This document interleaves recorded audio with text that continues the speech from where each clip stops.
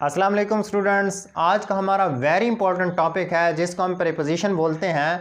English grammar میں اس کا بہت ہی استعمال ہے اور اس نے کافی سارے اسٹوڈنٹس کو کنفیوز کیا ہوا ہے۔ سب سے پہلے ہم اس کی پروننسیشن کو دیکھتے ہیں۔ اس کو اکثر اسٹوڈنٹ پریپوزیشن بولتے ہیں، لیکن پریپوزیشن اس کو نہیں بولنا، اس کو بولنا ہے پریپوزیشن۔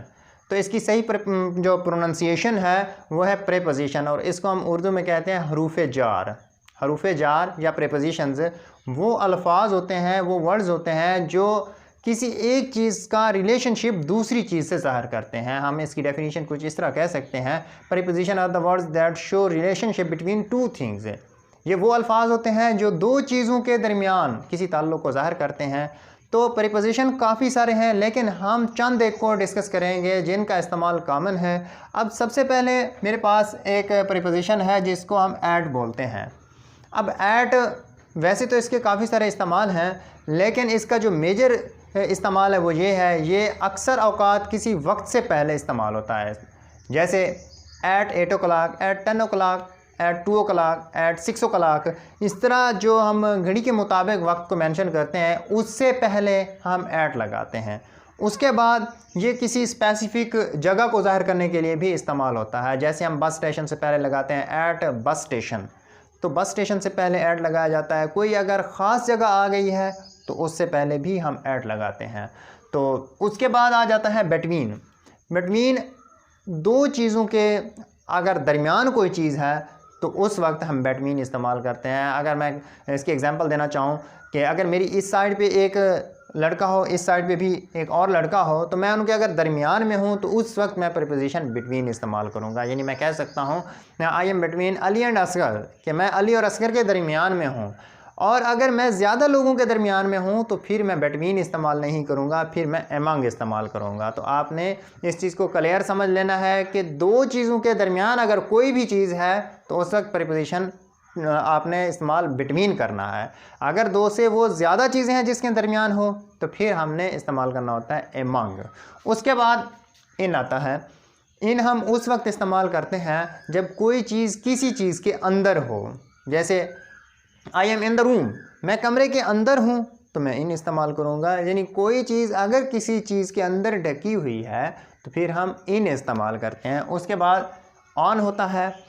آن کسی چیز کے اگر کوئی چیز اوپر ہے تو پھر ہم آن استعمال کرتے ہیں۔ اس کی ایگزامپل میں کہہ سکتا ہوں apple is on the table, اگر کوئی سیب میز کے اوپر ہے تو پھر ہم آن استعمال کرتے ہیں۔ اور یہ بھی ذہن میں رکھیے گا کہ آن اس وقت استعمال کرتے ہیں جب کوئی چیز کسی چیز کے اوپر ہے لیکن اس نے اس چیز کو ٹچ کیا ہوا ہے جس چیز کے وہ اوپر ہے، تو پھر ہم آن استعمال کرتے ہیں۔ جیسے ایپل نے ٹیبل کو ٹچ کیا ہوا ہے، وہ ٹیبل کے اوپر پڑا ہے، تو اس وقت ہم آن استعمال کرتے ہیں۔ اس کے بعد آگے آ جاتا ہے بیہائنڈ۔ بیہائنڈ اس وقت ہم استعمال کرتے ہیں جب کوئی چیز کسی چیز کے پیچھے چھپی ہوئی ہو، اس وقت بیہائنڈ کا استعمال کیا جاتا ہے۔ اس کے بعد آ جاتا ہے انڈر۔ اگر کوئی چیز کسی چیز کے نیچے ہے اور اس چیز نے اس کو کور کیا ہوا ہے تو اس وقت ہم انڈر استعمال کرتے ہیں۔ جیسے میں کہہ سکتا ہوں cat is under the table, اب بلی میز کے نیچے ہے۔ یا میں کہہ سکتا ہوں آئی ایم انڈر امبریلا، میں امبریلا کے نیچے ہوں، تو اس وقت انڈر ہم استعمال کرتے ہیں۔ امبریلا نے مجھے کور کیا ہوا ہے یا ٹیبل نے بلی کو کور کیا ہوا ہے، تو اگر کوئی چیز کسی چیز کو کور کیے ہوئے ہو تو اس وقت ہم انڈر استعمال کرتے ہیں۔ اس کے بعد ہے نیئر۔ اگر کوئی چیز کسی چیز کے قریب ہے تو پھر ہم نیئر استعمال کرتے ہیں۔ تو اس کے بعد آ جاتے ہیں ان فرنٹ آف۔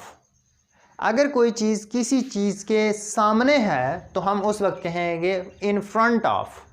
اس کے بعد آ جاتا ہے نیکسٹ ٹو۔ اب اگر کوئی چیز کسی چیز کے آگے ہے، ایک چیز کو چھوڑ کر ہم آگے اگر کوئی چیز پڑی ہوئی ہے تو پھر ہم استعمال کرتے ہیں نیکسٹ ٹو۔ تو اس کے بعد آگے پریپوزیشنز کی 3 کائنڈز ہیں، ان کو ہم ڈسکس کرتے ہیں کہ وہ کون کون سی ہیں اور ان کا استعمال کہاں ہے۔ اب دیکھیں، پہلا ہے پریپوزیشن آف ٹائم۔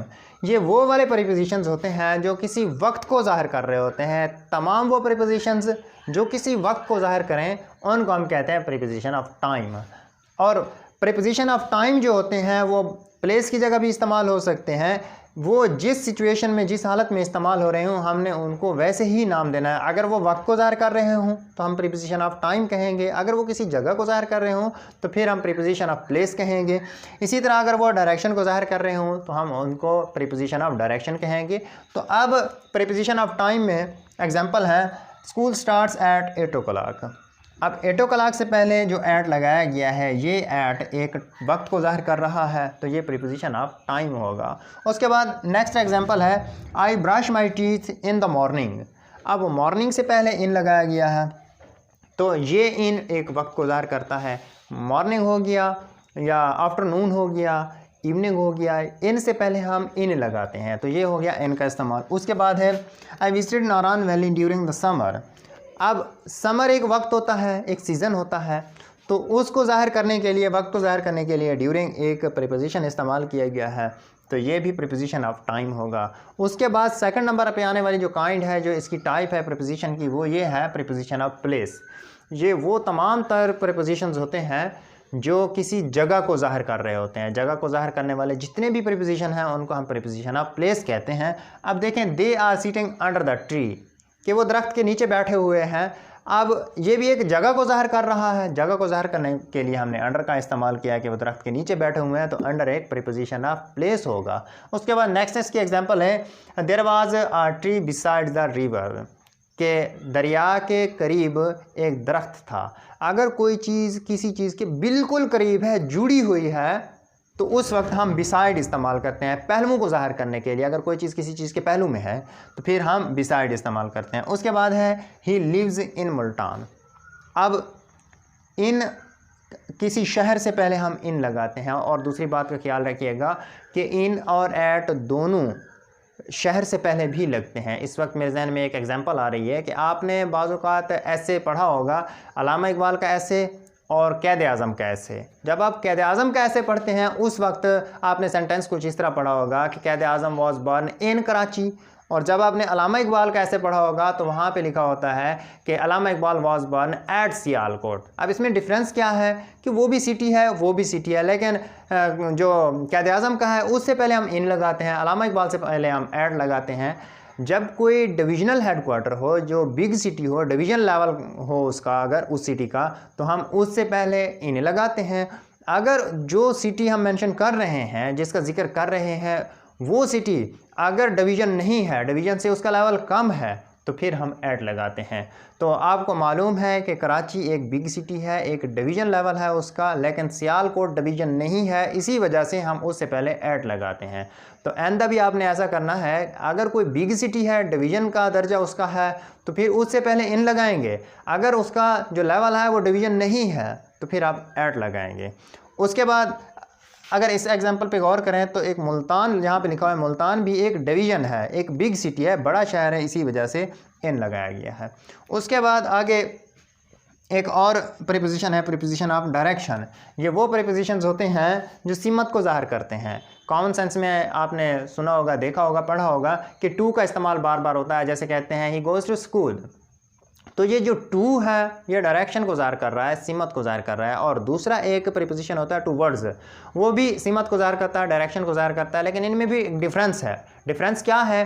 اگر ایک چیز دوسری چیز کی طرف منتقل ہو رہی ہے یا ایک شخص دوسری جگہ کی طرف منتقل ہو رہا ہے, اگر وہ ڈائریکٹ جاتا ہے تو پھر ہم ٹو استعمال کرتے ہیں. جیسے ہی گوز ٹو اسکول, اس کا مطلب کیا بنتا ہے کہ وہ گھر سے ڈائریکٹ اسکول گیا ہے, کہیں اور نہیں رکا, کہیں اس نے اور راستہ نہیں اپنایا, تو ہم نے ٹو کا استعمال کیا ہے. اگر اس میں امکان ہو کہ وہ کوئی اور راستہ بھی اپنا سکتا ہے, اس میں پاسبلٹی ہے کہ وہ اسکول ہو سکتا ہے نہ جائے, گیا تو وہ اسکول کی طرف ہے لیکن ہو سکتا ہے وہ اسکول نہ جائے, تو پھر ہم ٹو ورڈز استعمال کریں گے.